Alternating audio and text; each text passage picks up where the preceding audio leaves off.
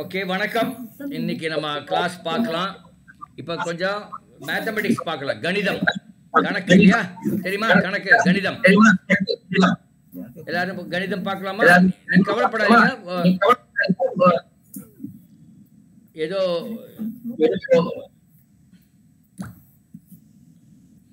நம்ம பார்க்கலாம். இப்போ ஒன் பை ஒன்னா பார்க்கலாம். Okay right.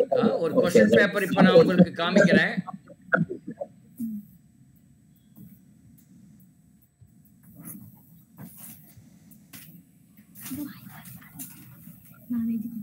ஒரு क्वेश्चन पेपर தெரியுதா?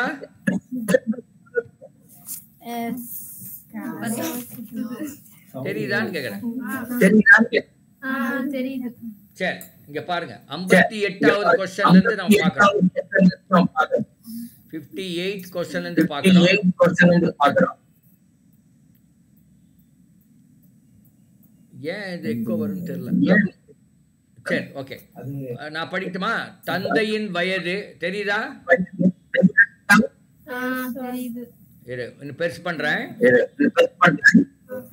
தந்தையின் சார் மைக் மட்டும் சார் மைக் ஆஃப் பண்ணிடுறீங்க இந்த பக்கத்துல. ஆமா ஆஃப் பண்ணிருக்கேன். வெக்க அடிக்குன்னு சொன்னீங்களா? ஆமா மைக் ஆஃப் பண்ணாதான் அங்க நல்லா கேட்கும். அப்புறம் அவங்க பேசும்போது ஆன் பண்ணிக்கலாம். முதல்ல ஒரு 10 நிமிஷம் அவங்க பேசுற மாதிரி இருக்காது. தந்தையின் வயது மகனின் வயதை போல 4 மடங்கு. தந்தையின் வயது மகனின் வயதை போல 4 மடங்கு. அவர்களின் வயதுகளின் கூடுதல் 40 எனில் மகனின் வயது என்ன? தந்தை ஒருத்தருக்காரு, மகன் ஒருத்தருக்கார். அவர் மகனுக்கு ஏதோ ஒரு வயசு, தந்தைக்கு ஒரு வயசு. இந்த 2 பேரோட வயசை கூட்டினா 40 வருது. ஆனால் தந்தையோட வயசு மகன் வயசு விட 4 மடங்கு. அப்போது மகனின் வயசு என்னன்னு கேட்குறாங்க. இப்போ இப்படி பார்க்கலாம். மகனின் வயசு 8ன்னு வச்சுக்கலாம். 8ன்னு வச்சுட்டா அப்போ 4 மடங்கு எவ்வளோ?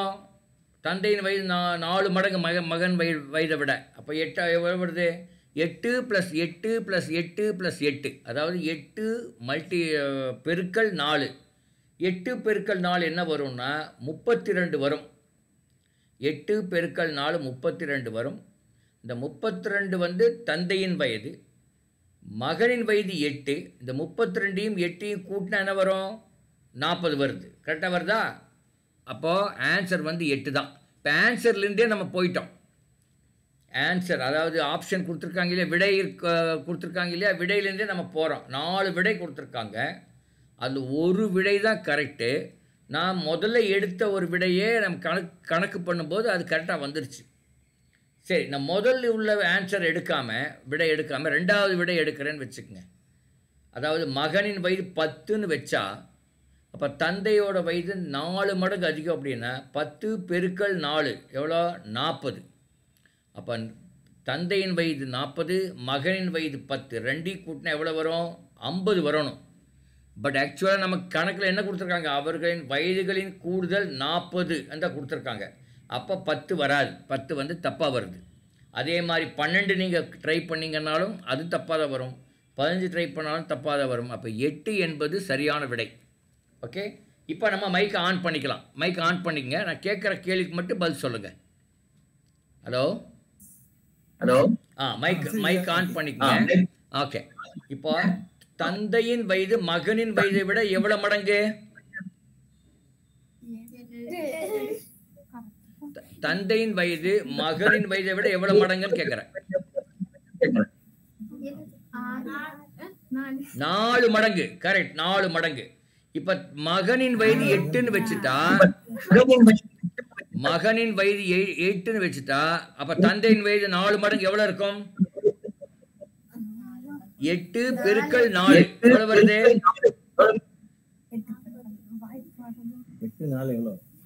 8 பெருக்கல் 4 8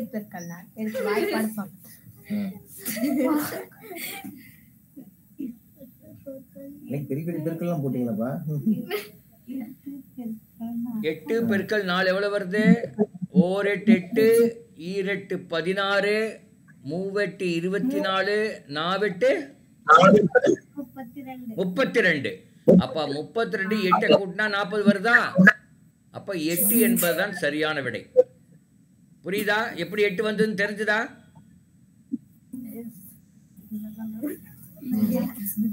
எப்படி 8 வந்ததுன்னு தெரிஞ்சுதான்னு கேட்குறேன். சரி, இப்போ இந்த கொஸ்டினை வேற மாதிரியும் போடலாம். இதே கொஸ்டின் இந்த கொஸ்டின்லேயே வேற மாதிரி போட்டு பார்க்கலாம். இருங்க, நான் ஒன்று காமிக்கிறேன், ஒரு நிமிஷம் இருங்க. நான் இன்னொரு ஸ்க்ரீன் காமிக்கிறேன், அந்த ஸ்க்ரீனில் நம்ம வேற மாதிரி போட்டு பார்க்கலாம்.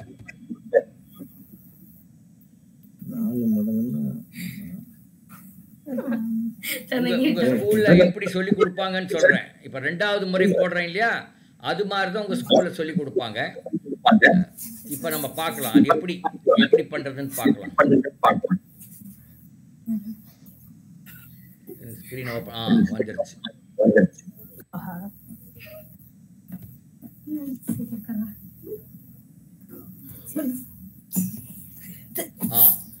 இப்ப ஸ்கிரீன் தெரியுதா?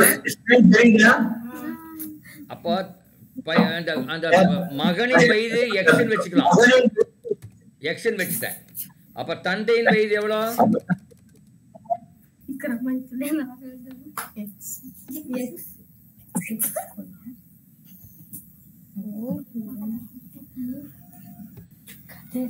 தந்தையின் வயது இல்ல, மகனின் வயது எக்ஸ்ன்னு வச்சுட்டேன். அப்ப தந்தையின் வயது 4x வருமா?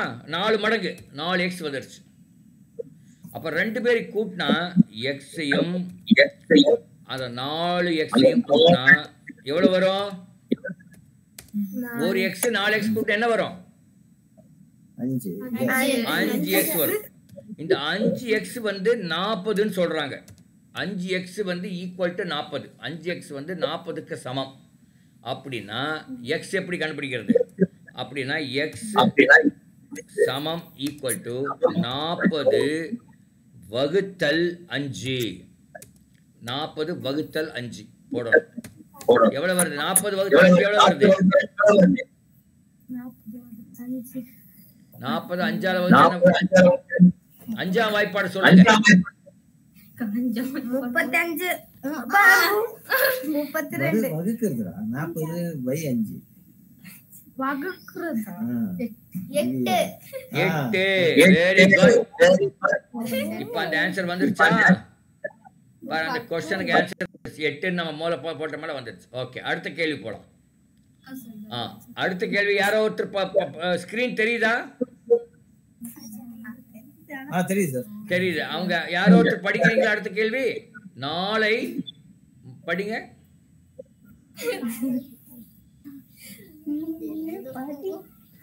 ஸ்கிரீன் தெரியுதா? படிங்க பார்க்கலாம். 4 நாளை மறுநாள் புதன்கிழமை எனில் நேற்றைய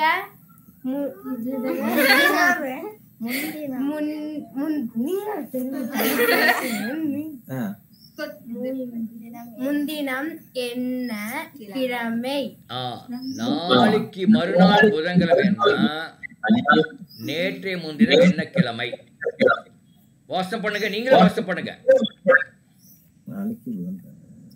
இன்னைக்கு நாளைக்கு வாங்க. இன்னைக்கு என்னது? செவ்வாய்க்கிழமையா? ஆமா சார். நாளைக்கு புதன்கிழமைன்னா இன்னைக்கு என்ன கிழமை? புதன். நாளைக்கு புதன்னா மறுநாள். நாளை மறுநாள் புதன்கிழமைன்னா இன்னைக்கு என்ன கிழமை?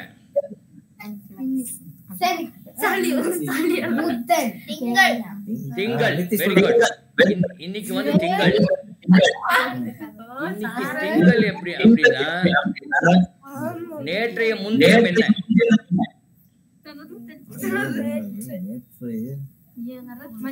இன்னைக்கு திங்கள்னா நேற்று வந்து ஞாயிறு, அதுக்கு முந்தின நாள் சனிக்கிழமை. நேற்றைய முன்தினம் சனிக்கிழமையா? முந்தா நாள். திங்கக்கிழமைக்கு முன்னாடி என்னது? ஞாயிற்றுக்கிழமை. ஞாயிற்றுக்கு முன்னாடி அதான் கேட்டிருக்காங்க. சரி இப்போ என்ன ஆன்சருங்க அது? சனிக்கிழமை. இப்போ கேட்கலாம். இங்க பாருங்க, இப்போ வாரத்துல 7 நாள் சொல்லுங்க பார்க்கலாம். 7 நாள் சொல்லுங்க. ஞாயிறு,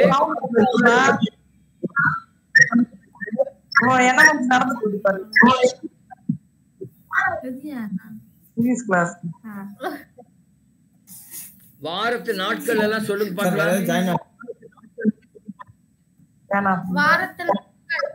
சொல்லுங்க. சார் வேற யாரும் ஜாயின் ஆயிருக்காங்க போல இருக்கு. சவுண்ட் வருது, வேற சவுண்ட் வருது. அதை யாரு? அது உங்க பர்சன் இல்லையா? சரி சரி, நான் உங்க ஆட்கள் நினைச்சிட்டேன். இல்ல சார், இல்ல அவர் நான் ரிமூவ் பண்ணிட்டேன். யாரும் தெரியல எனக்கு. ஓகே, யாரும் தெரியல. ஓகே, வாரத்து நாட்கள் ஞாயிறு. நான் சொல்றதெல்லாம் சொல்லுங்க. ஞாயிறு, திங்கள், செவ்வாய்,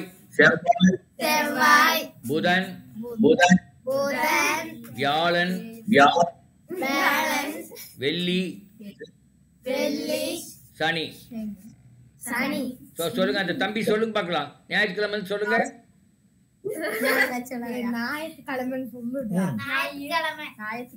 அடுத்தது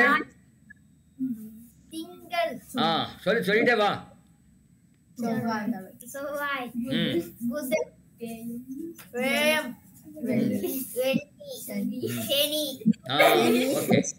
இப்ப புதன்கிழமைக்கு அடுத்த நாள் என்ன வருது? புதன்கிழமைக்கு அடுத்த நாள்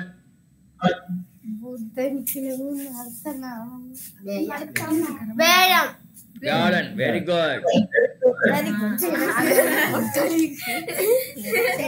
சனிக்கிழமைக்கு முந்தின நாள்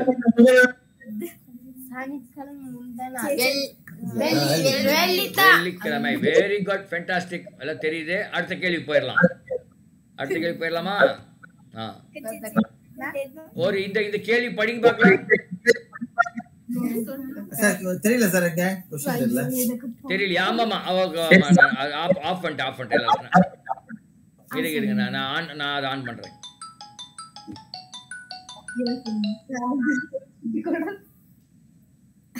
அவருக்கு போர் அடிச்சது.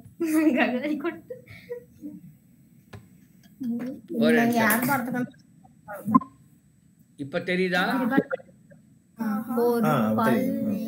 நான் படிக்கிறேன், அப்புறம் நீங்க ஒரு படிங்க.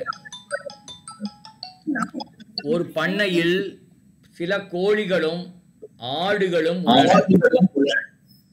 அவற்றில் கால்களின் எண்ணிக்கை 84 மற்றும் தலைகளின் எண்ணிக்கை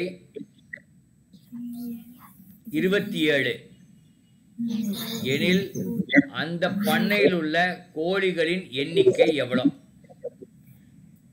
யாரோ ஒருத்தர் படிங்க. இந்த கேள்வி படிங்க பார்க்கலாம்.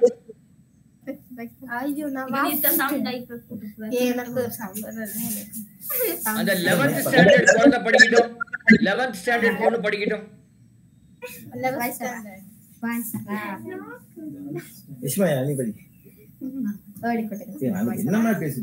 ஒரு பண்ணை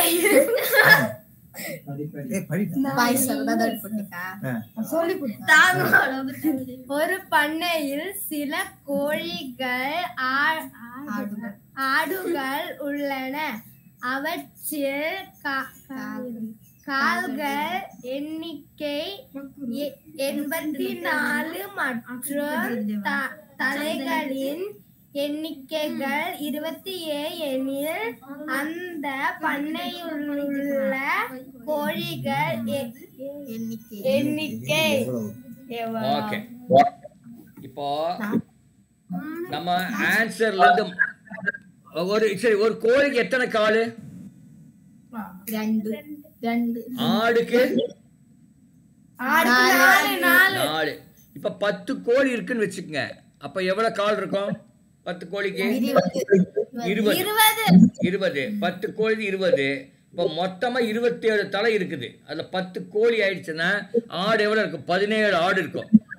17 ஆடுக்கு எவ்வளவு காலு? 17 ஆடுக்கு எவ்வளவு கால்? 17 பெருக்கல் 4.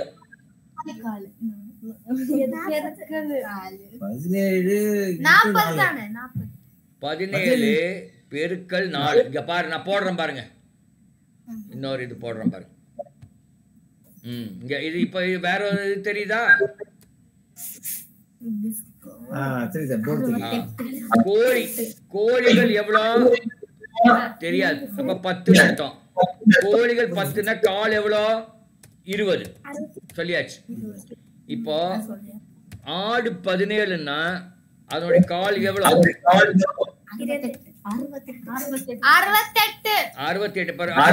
மொத்தம் எவ்வளவு கால் இருக்கு? 20 + 68.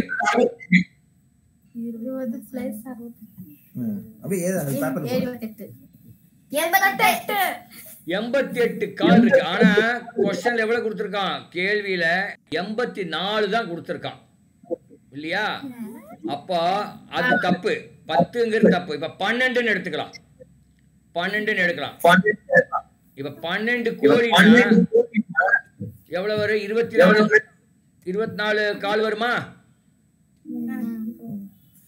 12 கோழி இருந்தா அந்த எவ்வளவு ஆடு இருக்கும்? 15 ஆடு தான் இருக்கும். மொத்தம் 27. மொத்தம் 27 15 15 × 4 எவ்வளவு?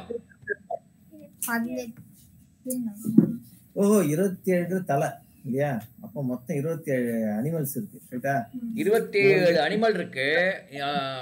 ஆடு கோழி சேர்ந்து. அதுல 12 வந்து கோழி, 15 வந்து ஆடு. அப்ப மொத்தம் எவ்வளவு கால் இருக்கு?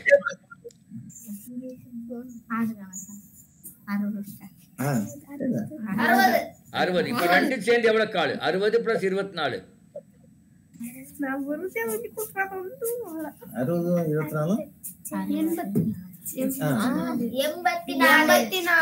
84 அத கொடுத்திருக்காங்க. 84. அப்ப சரியான விடை வந்து 12 என்பதுதான் சரியான விடை. இப்ப வேற ஒரு மெத்தட், உங்க ஸ்கூல் மெத்தட் போடலாம். ஸ்கூல்ல என்ன பண்ணுவாங்கன்னா கோழியை எக்ஸ் வச்சுக்கிறாங்க. அப்ப அது மொத்த கால் இருந்தா 2x. கோழியை 2ஆல பெருக்கணும். பிளஸ் மொத்தம் 27 அனிமல் இருக்கு. அப்போ அந்த 27 இருந்து எக்ஸ கழிச்சா வர்றது ஆடு. அதை வந்து நீங்க 4ஆல பெருக்கணும். இது வந்து 84. அப்போ 2x plus bracket 27 minus x bracket closed into 4. I mean அதை 4ஆல மல்டிப்ளை பண்ணா ஈக்குவல் டு 84. இப்போ லெஃப்ட் ஹேண்ட் சைடை சிம்பிளிஃபை பண்ணலாம். 2x அப்படியே வச்சுக்கிறேன். அப்புறம் 27 × 4 எவ்வளோ? 27 பெருக்கல் 4 சொல்லுங்க பார்க்கலாம். 27 4ஆல பெருக்கணும். 27 பெருக்கல் 4.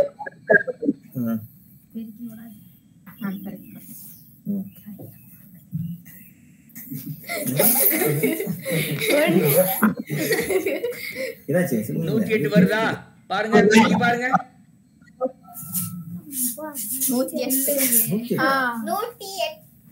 கரெக்ட், 8. அப்போ மைனஸ் 4x. அந்த 4 × x 4x இது ஈக்குவல் டு 84. இப்போ x எல்லாம் ஒரு பக்கம் வச்சுக்கலாம். x எல்லாம் ஒரு பக்கம் வச்சுக்கிறேன். 2x மைனஸ் 4x ஒரு பக்கம் வச்சுட்டேன். ஈக்குவல் டு அந்த 84 அப்படியே போட்டேன். இந்த 108 அந்த பக்கம் போனா என்ன ஆகும்? மைனஸ் 108 ஆகுமா? அந்த ஈக்குவல் டு சைன் அந்த பக்கம் போனா மைனஸ் 108 ஆகும். கரெக்டா? நான் போட்டிருக்கிறது கரெக்டான்னு கேட்குறேன். கரெக்ட். அடுத்தது 2x மைனஸ் 4xங்கிறது மைனஸ் 2x. ஆனால் minus 2x equal to 84 minus 108. இதோட வித்தியாசம் எவ்வளோ? 108லேருந்து 84 கழிங்க. 24. ஆனா மைனஸ் போடணும். ஏன்னா 108 பெருசா இருக்கு. அப்ப மைனஸ் 24. அப்ப x ஈக்குவல் டு எவ்வளோ? 2. சரி, இப்போ வந்து 2 மைனஸ் 2x ஈக்குவல் டு -24. அப்போ 2x சாரி இங்கே போடுறேன். 2x is equal to 24. அப்படின்னா x ஈக்குவல் டு 24/24 வகுத்தல் 2 எவ்வளோ வருது? 24 2ஆல் வகுத்தல் என்ன வரும்? 24 2ஆல் வகுத்தல் என்ன வரும்? 12. இதுதான் ஆன்சர்.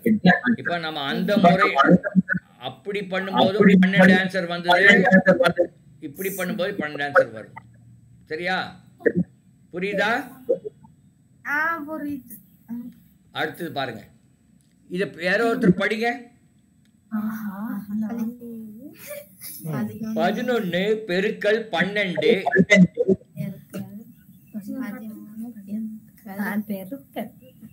அது பெருக்கல். அப்படியே பெருக்குனா 11 பெருக்கல் 12 பெருக்கல் 13 அப்படியே பெருக்கல் 19 முடிய போனா ஒரு நம்பர் வரும். அந்த நம்பரோட கடைசி இலக்கம் என்ன இருக்கும்? 1ஆம் இலக்கம்.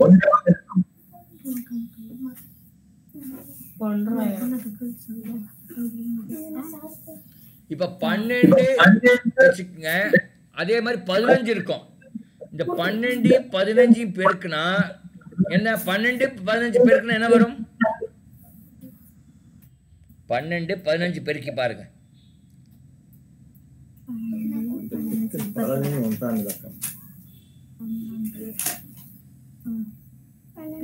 12 15 பெருக்குனா என்ன வருது? 12 பெருக்கல் 15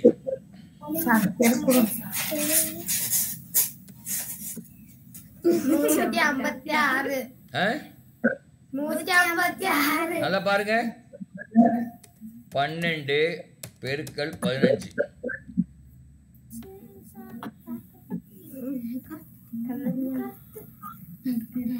மனசுல இருக்கும்.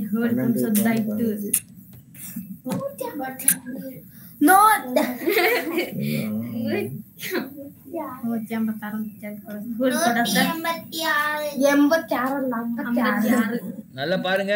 நல்லா பெருக்குங்க. தப்பா பண்ணாதீங்க. 12 பெருக்கல் 15 15 பெருக்கணும்.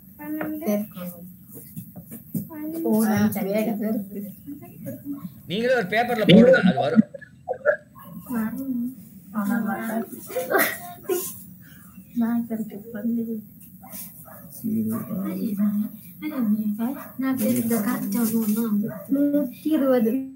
நல்லா பாருங்க.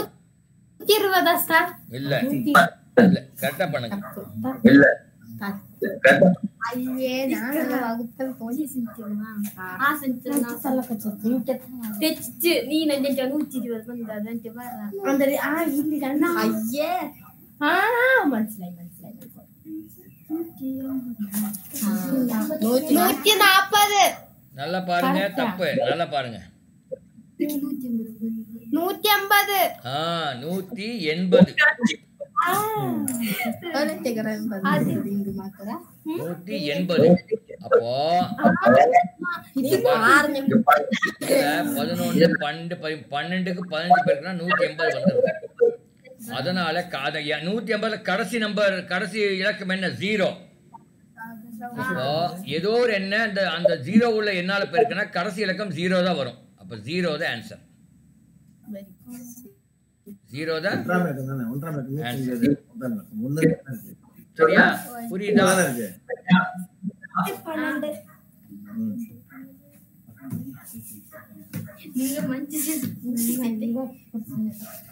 சரி, இது பாருங்க. இந்த கேள்வி பார்க்கலாம்.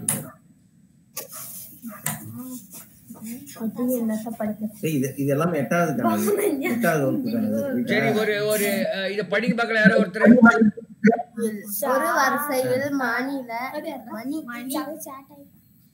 ஒரு வரிசையில் மணி என்பவர்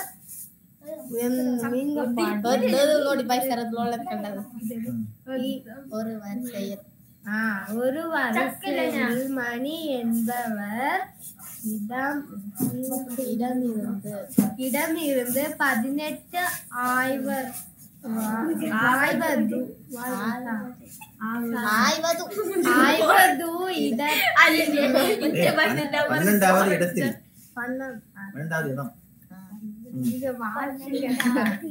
18வது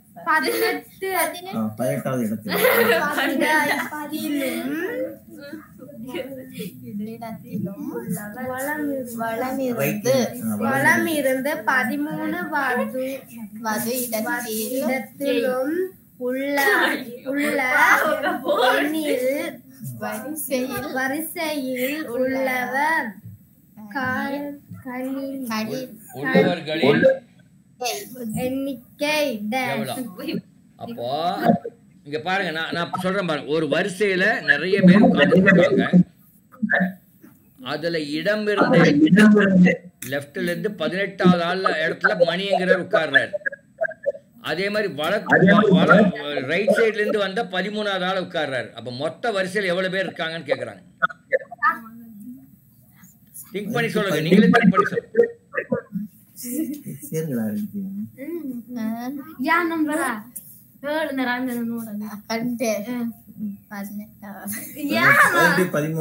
என்ன பண்ணணும்? பெருக்கணும்.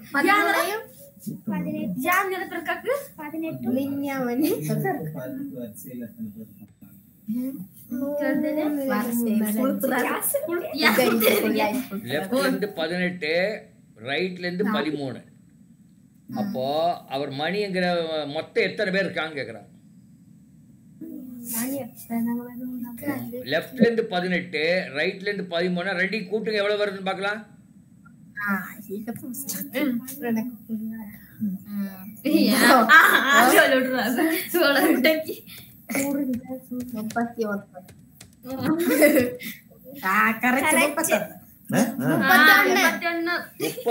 ஆனா இதுல 2 மணி எத்தனை முறை கூட்டிருக்கீங்க? மணியை வந்து 2 முறை கூட்டிருக்கீங்க. அதனால இதுல இருந்து 1 கழிச்சிருங்க. 30 பேர் இருக்காங்க. கரெக்டா? இல்ல, மணியை வந்து 2 முறை கூட்டிட்டீங்க, அதுல 1 முறை கழிச்சிருக்கணும்.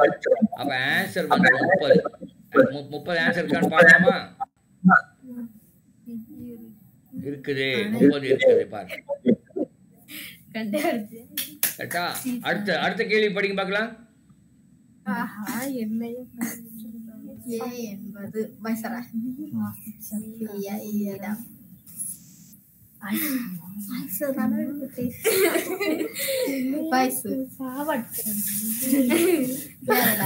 என்பவர் பி விட உயரம், ஐ விட உயரம், சி தெரிய மாட்டேங்குது. கொஞ்சம் பெருசாக்குனா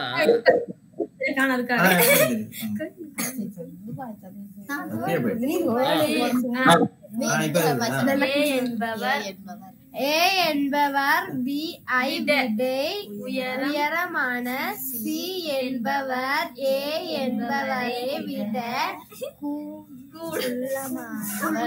குள்ளமானவர், டி என்பவர் இ ஐ விட உயரமான, பி ஐ விட குள்ளமானவர் எனில் இவற்றில் குள்ளமானவர் டேஷ். மனசுலயே படிங்க, மனசுலயே இன்னொரு முறை படிங்க.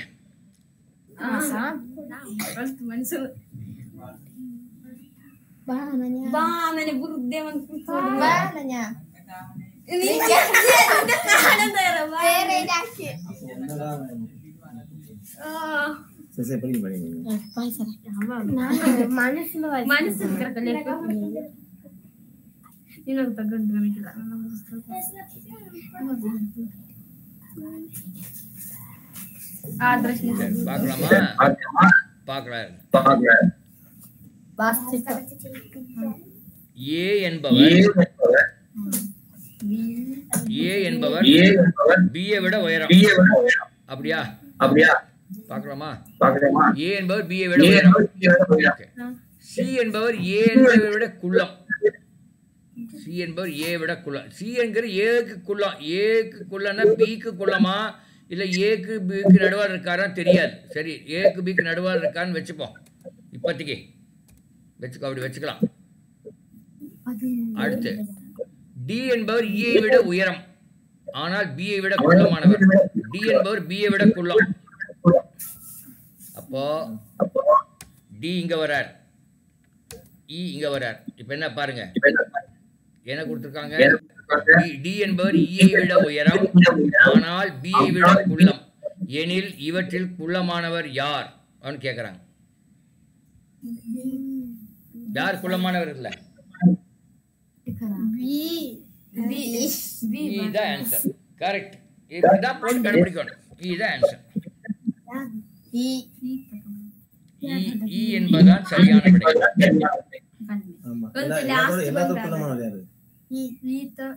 பாருங்க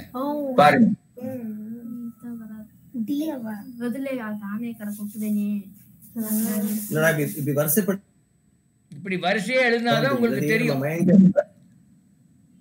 சரியா? ஓகே, நம்ம அது மாதிரி கேள்விகள் நிறைய பார்க்கும்போது உங்களுக்கு புரியாது, ஈஸியா ஆயிடும். ஓகே, இங்க பாருங்க, கொடுக்கப்பட்டுள்ள படத்தில் உள்ள செவ்வகங்களின் எண்ணிக்கை எவ்வளோ?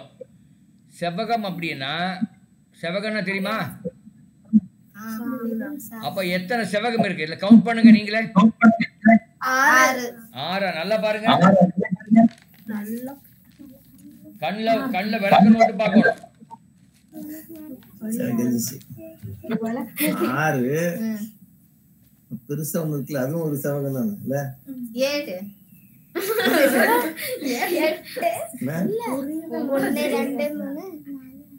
இல்ல சின்ன சின்னதா சொல்லிட்டீங்கல்ல, அதே மாதிரி அடுத்து சின்னதா இருக்குது 6 இருக்கு. சின்னது 6 இருக்கா? சின்னது 6 இருக்கு. அப்புறம் அதுக்கு மேல பெருசுன்னு பார்த்தா அது ஒரு 3 இருக்கா? 6 3 12. 6 3 9. 9 தானே? எனக்கு தெரியும், நான் சொல்றேன், எனக்கு தெரியல. 6 1 3 இருக்கு. 12 தானே சார்? 6 3 9. இல்லைங்க, ஆன்சர் அதுல இல்லையே. ஆன்சர் 15 11 தானே?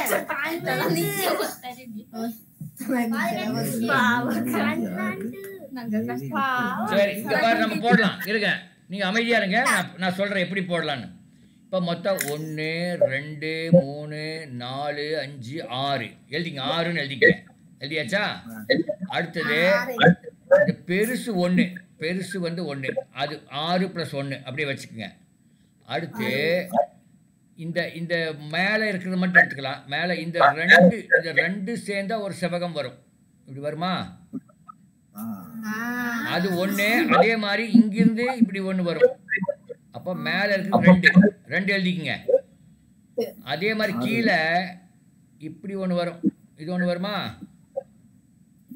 அதே மாதிரி இப்படி 1 வரும். 2 எழுதிக்குங்க. இன்னொரு 2 எழுதிக்குங்க. ஓகே, அப்புறம் இது பாருங்க, இது ஒரு செவ்வகம் தானே? இது அது ஒரு செவ்வகம். அது 1. அப்புறம் இது ஒரு செவ்வகம். ஓகே, அப்புறம் பாருங்க, இந்த நீளமா இருக்கிற ஒரு செவ்வகம் தானே? 1. அதே மாதிரி இங்க 2. இப்ப கூட்டுங்க. இப்ப எல்லாமே பார்த்து எவ்வளவு வருதுன்னு சொல்லுங்க.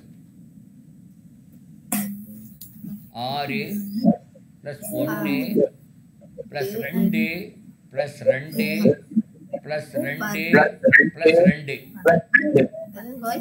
மொத்தம் என்ன வருது? 15 வரும். 15 வரும். பாருங்க, 15 வருதா?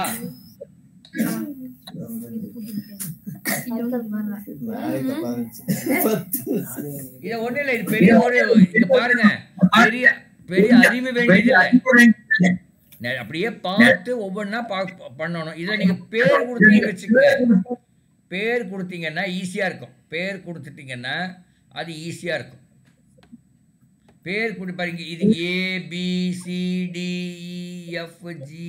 அப்படியெல்லாம் கொடுத்தீங்கன்னா கொஞ்சம் ஈஸியாக இருக்கும். பட் அது ரொம்ப டைம் எடுக்கும்.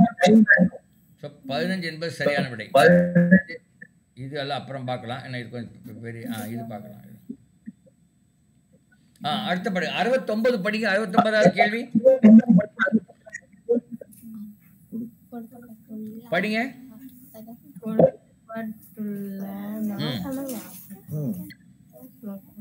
கொடுக்கப்பட்டுள்ள வார்த்தைகளை பொருத்தமான பொருள் உள்ள வகையில் வரிசைப்படுத்துக. என்னென்ன கொடுத்துருக்காங்க? Application, selection, interview, advertisement. இப்ப முதல்ல என்ன கொடுப்பாங்க? அட்வர்டைஸ்மெண்ட் கொடுப்பாங்க. அப்புறம் அப்ளிகேஷன் போடணும். அப்புறம் இன்டர்வியூ நடக்கும். அப்புறம் செலக்ஷன் நடக்கும். கரெக்ட் தானே? அப்ப DACB என்ன ஆப்ஷன்? அது DACB எந்த ஆப்ஷன்? கீழே கொடுத்துருக்காம பாரு. 1 2 3 4 அதுல எது கரெக்ட்?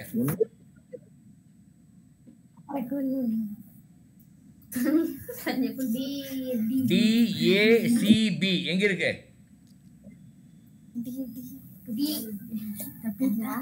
பாக்கி 1 2 3 இருக்குல்ல, 4 இருக்கு இல்லையா? அதுல எது வருது? DACB எது வருது? 1 2 3 4 1 என்பதுதான் சரியான விடை. கஷ்டமே கிடையாது. இதெல்லாம் கஷ்டமே கிடையாது. வேணா நம்ம இங்க ஸ்டாப் பண்ணிக்கலாம். இங்க பாருங்க, இப்ப என்னென்ன பார்த்தோங்கிறது மறுபடியும் ஒரு பார்க்கலாம். அதான் என்னென்ன பார்த்தோன்னு பார்க்கலாம். இங்க பார்த்தோம், ஒரு மகனின் வயதில் தான் ஆரம்பிச்சோம். இதை அந்த மடங்கு அப்படின்னா பெருக்கல் பண்ணணும். அதான் மடங்கு என்பது. அடுத்த கேள்வி இந்த கிழமைகள் பார்த்தோம். இன்னைக்கு ஒரு கிழமைன்னா நாளைக்கு என்ன வரும், பின்னாடி என்ன வரும் அது பார்த்தோம். அடுத்தது ஆடுகளும் கோழிகளும் அவங்க தலை கொடுத்துருக்காங்க, கால் கொடுத்துருப்பாங்க, ஏதோ ஒன்று கேட்பாங்க. அதுக்கடுத்த கேள்வி இந்த மாதிரி பெருக்கல் கொடுத்துருக்காங்க. அதில் இந்த மாதிரி பெருக்கல் பார்த்தாவே நீங்கள் என்ன பண்ணலாம்னா 99% 0ங்கிறது ஆன்சர் வரும். நீங்கள் அது கண்ணை மூட்டு கூட எழுதிடலாம். அது ஒன்றுமே பார்க்காம கூட எழுதலாம். அது அப்படி தான் வரும். கேள்வி அப்படி தான் வரும். அடுத்தது இங்கே இந்த வரிசையில் கொடுக்கும்போது ரெண்டையும் கூட்டி 1 கழிக்கணும். 18 + 13 31. அதுலேருந்து 1 கழிச்சிங்கன்னா 30. எப்பவுமே அப்படிதான். இப்போ இந்த 25 20 வந்தா அப்போ எவ்வளோ பேர் இருப்பாங்க? 25 20. அப்போ என்ன பண்ணணும்? 25யும் 20யும் கூட்டணும். 45 வருது. அதுலேருந்து 1 கழிக்கணும். அப்போ என்ன ஆன்சரு? 25 20 கொடுத்தால் 25 + 20 45. அதில் 1 கழிச்சா 44 அப்படின்னு போடணும். இது எப்பவுமே ஸ்டாண்டர்டாக இதே மாதிரி தான் வரும். இப்போ இந்த ஏபி உயரம் ஒரு மேலும் கீழே நீங்கள் எழுதிட்டே வந்தீங்கன்னா ஈஸியாக வந்துடும். சரியா? ஓகே. இப்போ அடுத்த கேள்வி என்ன பார்த்தோம்? இந்த செவ்வகம் இது கொஞ்சம் கஷ்டமான கேள்வி. தப்பாக போயிடும். அப்படியே ஒவ்வொன்றா பார்த்து நீங்கள் கவுண்ட் பண்ணலாம். அடுத்து அப்படி வேண்டாம்ட்டோம். அடுத்தது இது அப்ளிகேஷன். எது முதல் நடக்கும்? அட்வர்டைஸ்மெண்ட் தான் முதல் நடக்கும். அப்புறம் அப்ளிகேஷன் போடுவோம். அப்புறம் இன்டர்வியூ நடக்கும். அப்புறம் செலெக்ஷன் நடக்கும். இந்த மாதிரி நீங்கள் கொஞ்சம் காமன் சென்ஸ் யூஸ் பண்ணி நீங்கள் போடலாம். அந்த மாதிரி நீங்கள் பண்ணலாம். ஸோ இதெல்லாம் பண்ணிங்கன்னா உங்களுக்கு ஈஸியாக இருக்கும். இப்போ ஒரே ஒரு கடைசியாக ஒரு கேள்வி கேட்டுறேன். இருங்க, கடைசியாக ஒரு கேள்வி கேட்டலாம். அப்புறம் நம்ம டிஸ்கஸ் பண்ணிக்கலாம்.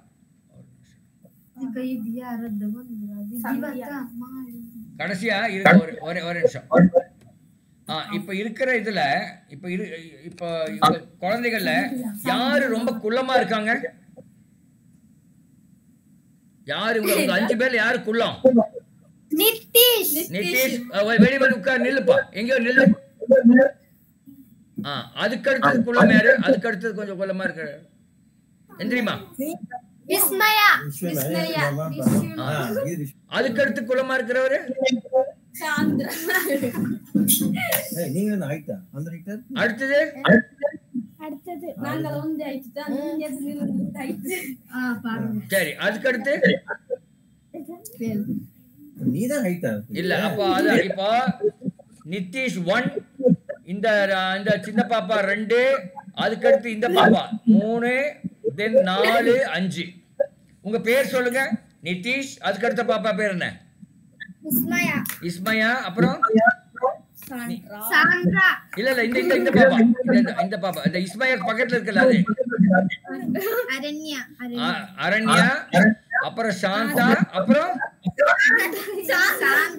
சாண்ட்ரா சாண்ட்ரா உங்க பேரு ஆதியா சோ இப்படிதான் நீங்க அப்ப ஹைட் படி அப்படி பாத்தீங்கன்னா உயரமா இருந்தா நீங்க அப்படி தெரிஞ்சுக்கலாம் இல்லையா ஓகேவா ஓகே தேங்க்யூ அடுத்த வாரம் பார்க்கலாம் அடுத்த வாரம் இதே மாதிரி பார்க்கலாம் பாய் பாய் பாய் பாய் அடுத்த வாரம் 5 நாள் லீவ் இருக்கலாம் என்னம்மா ஆமா சார் லீவ் ஸ்கூல்ல 5 நாள் லீவ் அவங்க சார் அவைலபிள் ஆகணும்